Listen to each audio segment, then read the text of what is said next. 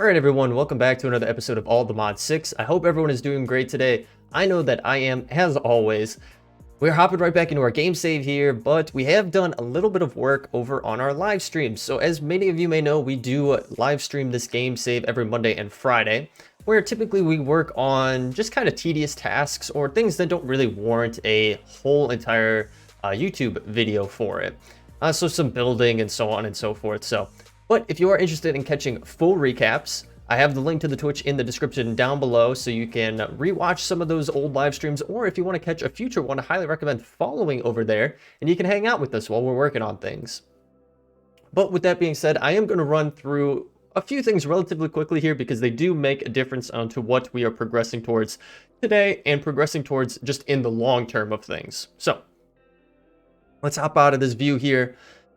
We are over in our machine area, our power generation area here, because I have switched over an automated process that we had up and going before. So previously we were using the thermal series mods, the thermal series pulverizer and redstone furnace in order to automate our ore duplication and processing. Well, honestly, it just wasn't running fast enough to process the amount of ores that we were getting from the other dimension. Now, if you do want to see what I'm talking about there, highly recommend checking out the last video. But these were working relatively slow. You can upgrade them, but that only upgrades the speed. It doesn't upgrade the amount that you can do simultaneously. So what I went ahead and did is I switched it over, and we have a different automated process up and going, which I honestly would just recommend in general. This is a great way to go about it. So this is through Mechanism. You do need to use an enriching factory and a smelting factory, or they have their base tiers as well. For a smelting factory, the base tier is an energized smelter, and then you can move into the factories after the fact, once you have some more components for it. But these are pretty straightforward to make. You can find all the recipes in JEI and make them yourself, so I'm not going to run through how to make stuff here. But pretty much what this allows us to do is have a barrel here on top, where it holds plenty of space, plenty of ores could be held in here. We do have a logistical transporter from Mechanism, so just a logic pipe for items, going from our crate to there down into our enriching factory here, which pretty much acts as a pulverizer of sorts. It will duplicate the ores. We have it auto output into our smelting factory, and then another pipe moving it up to its end destination of another barrel here. So again, ideas are pretty much the same from the thermal series to the Mechanism items here, but this allows us to process five stacks of things simultaneously, which is extremely useful when we were talking in the quantities that we're getting from that dimension. So simultaneously changing 5 stacks of ores into their dust or duplicating them, simultaneously then smelting 5 stacks of those outputs into their final forms and then outputting them into a final location. It works a lot quicker. So we had this whole entire area filled up. This whole barrel was filled up with ores, and over time it has obviously processed through all of those, and we have some of the output here. Now we do want to change this. This is not the end state of this. I want to automate things even further, but for the time being, it works. So we'll get to that eventually. The other thing that we have been kind of working on is upgrading some stuff here. So I want to upgrade some power stuff. I want to upgrade our energy cell here. We're working on that. And I have also got one of these. So Niotic. This stuff is the next phase up in the power mod. If you guys remember, we did upgrade to the blazing tier. Well, the next one is the Niotic, and this just basically is taking diamonds and throwing them through this energizing orb here. It just takes some time to do. I did a whole entire block of diamond to get 9 of these crystals, which are extremely useful to have. So what we're going to do is we're going to actually plop some of this stuff away.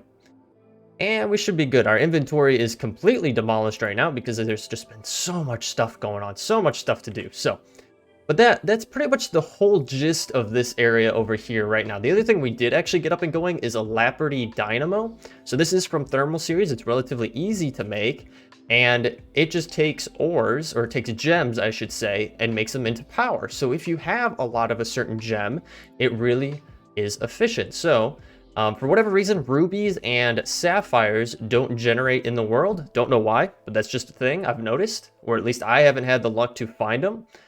But pretty much everything else you can utilize. So lapis, you can use quartz, and you can use emeralds, along with obviously diamonds. Now, each one is going to generate a different amount of power, so it depends on what kind of backlog maybe you have. But let's say even prismarine crystals, that's going to generate 40,000 RF per single one, which is not bad at all. The same amount is going to go for the lapis, but the diamonds will create 500,000 RF, which is pretty crazy. That's a lot of power there. So if you have a big backlog of these ores, it's a great way to do it. Emeralds are going to be the same way. Not as much as 125,000, but still a good amount.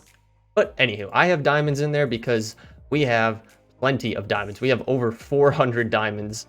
And even though it's good to have a lot of them, it's not like we're using them on a regular basis. But anyway, that's pretty much it over there. Let's move on to what we're actually caring about today, which is the automation and our path forward. So this isn't something that I actually went over with you guys at all previously, because I kind of did it off camera and then never got around to explaining it, but now is a good time to explain it for you guys. You know what, let's actually get a little picture here, just in case we ultimately end up using something like this. So, as you guys remember, we do have our refined storage system up and going here. Now, refined storage has a number of different ways that you can utilize it, with just storage on its own, but also with automation capabilities. So, for us, we started with disk drives, and we have a few disk drives in here, nothing too crazy, but you can also hook it into an external storage system, which we ultimately went with a drawer controller and a drawer system, which we've done in the past. So I'm going to start with that part. There's also the automation part, which I'm going to get to in a second. But this is going to lead me into our goal, probably for today's episode, actually, of getting up and going. So our goal with this is to actually shift gears from utilizing the drawer system to only using disks. Now, your disk drive is kind of limited because you only have, what, 8 slots for disks? However, in this pack, there is an additional mod for extra disks, which works with refined storage. Losing my train of thought here. And these extra disks go up to insane capacities. So the base one that you start into is a 256K storage disk for extra disks. Now the top one that you can get with normal refined storage is 64. So you jump up to 256,000, that's quite a bit of space. But looking even farther down the line, you can get, I think this is a billion because it's 1,048 million, or yeah, 1,048 million, which is a billion technically. Or you can even get to infinite. Yes, infinite storage disk. So you throw this in there and you never need to worry about storage again. So this is something interesting, and this is something that I would actually kind of like to progress towards so that we can really condense our storage, because I don't want to have a ton of drawers and managing them and whatnot. I just want to throw everything into one spot and not worry about it. Now, realistically, 256,000 probably would be good enough. Heck, even a couple of 64,000s would be awesome. But getting to this end goal of an infinite storage disk, it's just something that we want to shoot for. So we're going to work on it. And that's the plan. We're going to get that disk, and then we're going to clean up all of this space here, and we might even migrate our whole entire setup here. But with that being said, the other half of this setup is automation. So we have done quite a bit with light automation. So the way that you get into automation with refined storage is not in the sense of automation that you would think over, like, let's say with our ore processing. It's more so when you're crafting through things and maybe you're missing a step of a component in the process. Well, you can have it set up where it would craft that for you, so then you can actually make that item. For example, let's say you were making, I don't know, let's say you were just making a torch. Well, a torch takes coal and then a stick, but a stick you obviously would probably have to make if you didn't have any on hand. Well, if you didn't have any on hand, you'd have to back out, you'd have to get planks, you'd have to make the sticks, and then you could be able to make what you need for your torches. Well, if you set it up the process properly, you can have it so that the system knows how to make sticks on its own. So when you go to make the torches and you don't have sticks, you can just easily request for the system to make the sticks for you so that you can just right away make your torches. That's very simplified idea behind it, but holistically, it's awesome. But there's a lot of steps that go into it. So first and foremost, the main components that you're going to need are a pattern grid, a crafter of some kind, there's many different tiers, and then a crafting monitor is actually relatively useful to utilize with this. And then obviously you need to hook it into your system. So you have to have a system that's getting enough power for it to work properly. Now for us, I bumped up to the netherite crafter, which is pretty much the top tier. So you could start lower and there is a refined storage crafter, but then you bump up to the additional ones when you get into extra storage. Different mod, same utilization. So if we go to an iron crafter, you need the crafter from refined storage to actually progress. And these actually aren't that hard to make. The hardest one is going to be this last one because obviously you need a decent amount of netherite for. But with that, which actually I should pull this up and show you guys. So the reason that you would move up through the different tiers is to add additional pattern slots and increase the speed at which things are crafted up. So for us, for the netherite one, we can have 81 patterns in there, which is really good to have, as well as having a much higher speed, 125 times speed. Whereas if you take a look at, let's say, like the iron one, the iron crafter is only going to hold 27 patterns and has a base speed of 1 times. So yeah, the netherite one, it's definitely worth it to get, especially if you have the resources for it. But again, you don't have to start there. Anywho, so once you have this all going, you'll want to connect it into your system. Now from there, you do need to have the pattern grid. Now the pattern grid is actually going to allow you to imprint the recipes onto a card to then insert into the crafter. Now this does work for crafting items as well as smelting items, as long as you have the smelting aspect set up properly. Heck, this will even work for even more things, like in the power mod where we have to use the energizing orb in order to get things. You can actually have that hooked up as well to go through this process. It's a little more complicated. We're not going to get into it. We're going to keep it simple. So for this, let's say, I don't know. Let's say we did want to get some like sticks going or something like that. So we want some sticks, which honestly, I probably should just, oh, yikes, that took me way far. Let's get this like so. So we're going to want sticks. Well, all you got to do is pull this up like so, and you could click, it'll come down here. Now this happens every so often for some reason where it doesn't show the actual output, and it's been a glitch, but in here, it also makes it tricky because you need to have this so you can actually click it and proceed. So a good way to get around it is you just have it click again, populate, and then you can create it. And now we have it created, and actually if you hold shift, it'll show you what it actually is making, and what it shows is your input and your output, which is awesome. Now with these, you can actually reuse them. So if you don't need that recipe anymore, let's say we want something different, like, I don't know, let's say we want to get a piston going. We could have it here. We can take the stick pattern and override it with a piston pattern, which is super nice. The other thing that you can do, if you don't want to look it up in JEI, or if you want to set specific items to be used in the recipe, because as you know, sometimes it filters through a bunch of different possibilities. Let's say a recipe takes glass, and as you are going through JEI, it might filter through all the different types of glass it could take. Well, let's say it chose a green glass within the JEI and you put it in there. Well, your inventory is going to show as not having green glass, so it's not going to work right. That's a very simple idea of it, but there's other case scenarios where it's a little bit more complicated. So what you can do in those case scenarios is you can actually, like, let's say we did this, right? And for whatever reason, let's say the red rock wouldn't work. Well, what you can do is actually right click these off. You can take what you actually want out of your system here and then apply it. It doesn't use the components, but it just marks them in place of it. And then obviously we can create it using that. So it's going to use oak planks, cobblestone, iron, and redstone. Pretty straightforward. It's pretty cool. So with those patterns, then what you do is you come down to your crafter. Now your crafter is going to hold all of these and you can just plop them in there. As you can see, I have a bunch of patterns in there already, and we have a bunch of space for even more as we get more. But you just plop them in here, and then let's say, I don't know, let's say we're going down the route of needing like this enriched quartz. So what we could do is come in here. As you can see, we already have 24, but if we take these out, it'll recognize that we don't have any. So you can actually just craft them then. So you can hit craft, and then you can select the amount that you want. So I don't know, let's say we want 10.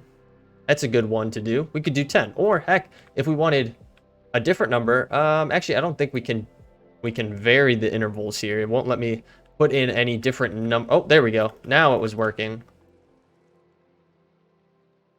Weird hiccup there.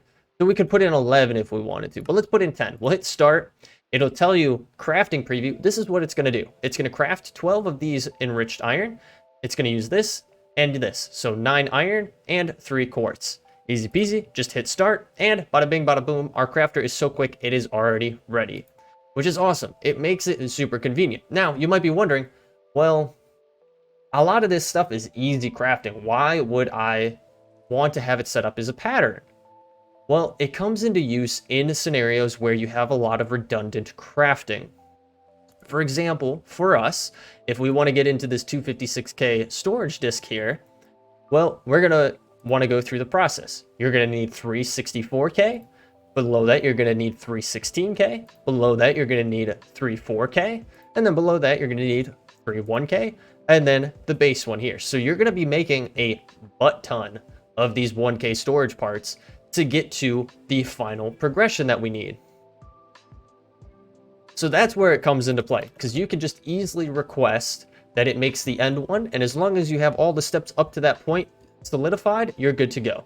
So for example, we have it set in here where it knows how to make a 4K, a 64K. It knows how to make the 16K. It knows how to make the different processors that are used in it and combine them. And that's also where the smelting comes into play. So it knows how to make a raw advanced processor, but on top of that, it also knows how to make, how to cook up a advanced processor as well.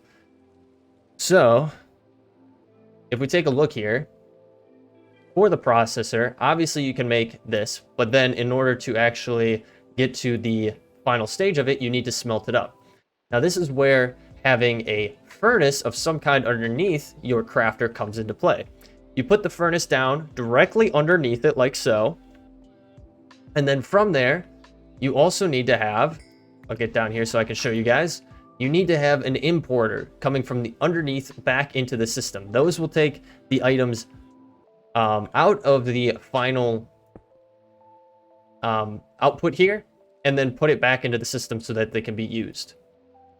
And those are pretty easy to make in the pattern maker too. Like, so if we come in here and we were to do this, all you got to do is click this and it'll show now this is going to be a processing pattern because it actually has to go through a smelting process. But with that being said, that is pretty much the whole gist of everything for it. Very simplistically. Now, one thing I do want to change out while we're here is we have a diamond furnace here. Honestly, this isn't going to be the best one to use. I do need to get those. I've been talking so much this episode, I am realizing. Really, what I'll probably want to use is an advanced smelting factory along with an ender gate here. So if we plop this on here, it should get enough power. But this will work a lot quicker because with a normal furnace, you're obviously having one slot that's going through all of it. And you don't want that. You want to be able to craft up maybe 5 things at a single time. So this is going to work really well. I think it'll work. We just want to make sure that the output is on the bottom. And then we'll turn off all the other ones and then input on the top. So it should be good. Eject on, I think will work. I think that should work fine. We would have to test it differently though. But anywho, let's try to get this going. We're going to start with the 256 tier 1 and then obviously move up because I already have the 256 ready to go. So this is just the storage part of it. And if we click on it, we should be able to craft up one of them. So it's going to tell you what it's going to need. So it's going to craft one of these. It does need to craft some advanced processors along with the raw versions of them. We do have the 64K storage parts available to us because I already did process those ahead of time. And then everything else is actually available to us. Now, if something wasn't here, it would let us know, and then we would have to work with it and figure it out. But we should be able to craft it up. And just like so, as you can see, it's throwing some stuff in here to actually get some things smelted up. And this is where the crafting monitor comes into play. Because then you can come over here and check what is going on. Because it's not very clear right off the bat what is happening.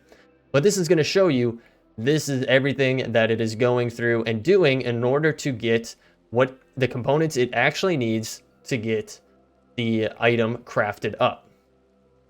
So it's going to go through those, and it is really nice, like I said, because it can do things simultaneously and then bump them back out into the system. It is just crafting up one last thing, I believe, right? Or yeah, I think we're just about there. And then we should have this going, and it'll show it as showing as one once it is all said and done. But I do highly recommend getting your crafting monitor going because it'll show you when it's ready to go. And there we go. We do have our 256K storage cell going. Now, do keep in mind, in order to do this, you have to have a pattern for every single step of the way.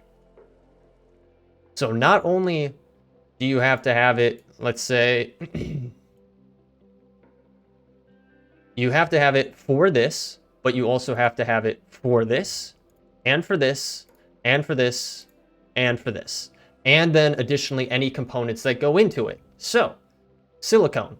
It's not a base item that we would have offhand. We need to have it so it would be processed up. Glass, same thing.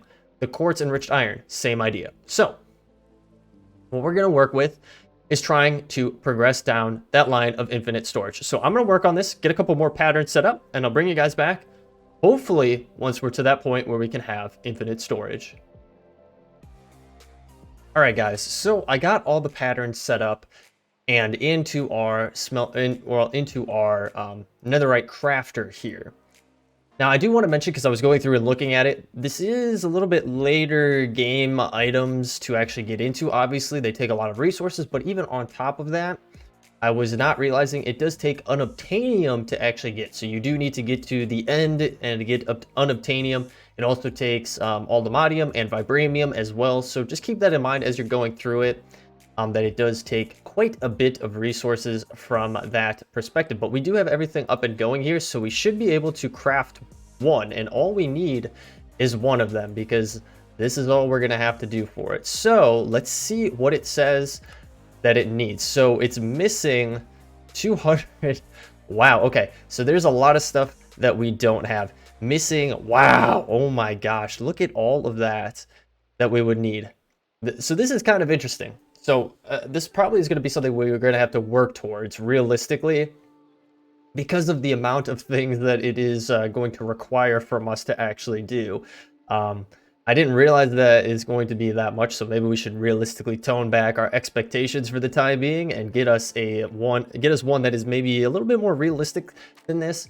But yeah, that is quite a bit. I mean, just look at that. You need over 1 million quartz to get there. So yeah, why don't we tone it back a little bit? Let's see what else we could do. Now, canceling it, obviously, it won't do anything. It won't show it in the crafting monitor because we canceled it. But we have all the other tiers in here. So let's see, what could we realistically do? So we have a 256K one. What if we went up to, you know, a higher one? Let's see, because it's kind of hard the way that they lay them out here. So it goes that one to that one, and then you have that one. We have this one. Would we be able to do that? Let's see. So we are missing some of those. We are missing a ton of iron. This just gets crazy at the amount that it does need. So realistically, we couldn't even do that one. Why don't we bump down our expectations then? What about this purple one? Could we do that one? No, even that is going to take a lot. So I think we really need to bump it down. Let's try this green one here. What if we did this one? The, what, 4 million, if I'm not mistaken? It's interesting how they put it like that. So if we do this, we are missing a whole bunch of stuff still. Wow. That's kind of crazy. We are a little bit closer, but we're still missing a lot of stuff. So even if we bump down to this tier, right? And we did, what if we crafted, what was it? This one? Yeah, this one. If we crafted this one and we did that, we are missing gold and we're missing this. Wow. Okay. So maybe we are stuck at our 256 for the time being until we can really get to a good place here. So I guess let's go with it. I guess our infinite storage was a little bit far-fetched there, but you guys know what the process is now. I'm realizing that this is a very talkative episode. But I think ultimately it's very interesting and it's pretty straightforward to understand on how things are going with it. So why don't we, instead of having this on here, let's get that off of here. And let's just go with our 256K one. We are going to need this, which, again, I do want to show you this. If you do need components of this setup, like, for example, we don't have the improved processor or advanced processor, it gives us a new option here. We can control-click to request auto-crafting. So if we hit control-click, it'll go to work on getting some stuff together. And even that, it'll tell us. So it's going to craft that up. It's going to smelt some stuff up, as you can see here. It's smelting up some stuff here. Getting some speed upgrades in here probably would be extremely useful to have. But that's going to get going. It's going to show us our process here. So let me get that going, and then I'll bring you back once we're ready to pop that storage disk into our setup. Okay, so we are good to go here. It's the one thing that's a little bit annoying with this is if you do request for certain items to be made, it doesn't auto-populate back into that recipe that you selected it to be made for. So for example, this didn't show as this recipe in here when I went back in. We had to reselect it once everything was all set to go, which is kind of a bummer. But anywho, so we'll get that. We should be good to go. We can clear that off, and then we'll get our storage setup going. I guess I didn't have to do it like that. I could have done it like this, but it is what it is. So we'll have a new storage, and we can plop this boy in there. And yeah, we went from, what, 59% full to 4% full. I think that is a extreme improvement. So what we'll want to do then is obviously clean up our drawers and get the ball moving with this stuff here. So, but once we actually get things cleaned up, the plan for this is to actually move our setup. So as you guys know that have been following along, we do have our awesome area over here that we've been working on with our entryway into our whole kingdom here. And I feel like I haven't been utilizing it as much as I would like to. So I have started expanding, and we have gone this way, and I have been putting a good amount of work into this building here. This building is going to be our new home of operations, not only for, I think, our storage, but maybe additional things as well. Maybe we'll get some better auto crafting and better automation systems set up in the basement area here. So that's kind of my plan for it. I'd also maybe like to get into applied energistics as well. There's a whole bunch of stuff to do, but that's gonna wrap it out for today's episode, guys, because we're already at that time frame. I know it was a very talkative episode today, but I just wanted to give some explanation in on how you can do some stuff. I know it might be a little bit of a beginner explanation, so I do appreciate those of you who have stuck through the episode. Don't worry, tomorrow's episode is going to be a little bit more entertaining because we have progressed with Britannia and we're ready to move on to our next steps towards the Angel Ring. So definitely stay tuned for that. But other than that, thank you so much for hanging out with me today, guys. If you are new here, feel free to hit that subscribe button and bell notification. I'll let you know every single time a new episode is posted here on the channel. As I mentioned earlier in today's episode, I do stream over on Twitch. If you want to catch any of those live streams, the link is in the description down below, along with a link to our Discord. If you would like to join the community, there's a great group of people over there, and we like to hang out. I'll ask questions over there. I'll put out notifications when we go live. I try to spend some good time over there. So, but other than that, guys, once again, thank you so much for hanging out today. I will catch you all in the next episode. Take it easy.